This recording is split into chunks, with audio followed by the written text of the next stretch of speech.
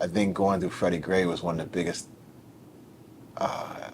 lessons I learned. I think it's easy to follow what's popular. It's hard to stand up in the face of doing something that's extremely unpopular. I mean, our job was to represent our clients. That was the bottom line. Representing 6 of the officers came with a ton of backlash from people living in Baltimore and throughout the U.S. who wanted justice against police brutality. Freddie Gray was a black male. I'm a black male.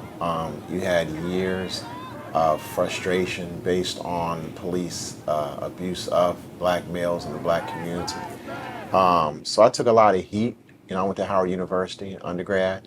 So a lot of my friends from Howard called and had a lot of criticism. How could you? How could you?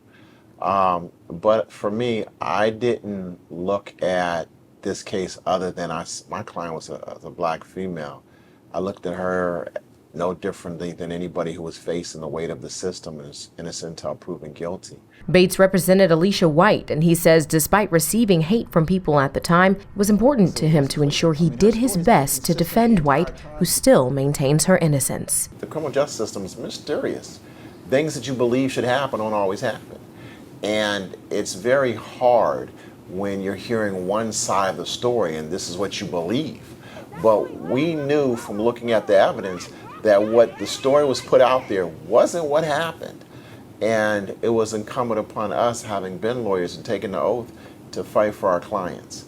And, you know, we all did that. Although the trials ended in 2016, Baltimore was left with a lingering rise in violence as a result of the uprisings. You know, violence spiked in 2015 right after Freddie Gray, and it really didn't come down until 2023. I mean, we had 8 years of constant homicides, over 300, and almost 3 times the number of non-fatal shootings. So we're still coming together as a community, still recovering from the events that followed, you know, the death of Freddie Gray. Flynn says the tragic death of Freddie Gray highlighted a divide within Baltimore City. It opened their eyes to certain things that were happening in Baltimore, and hopefully it's inspired people to get more involved in the community as a result. 1 year after Gray's death, 500 Baltimore City police officers began wearing body cameras full-time. And 2 years later, the court signed off on a consent decree between Baltimore City and the Department of Justice to improve policing in the city. Baltimore City Police have made tremendous strides forward, but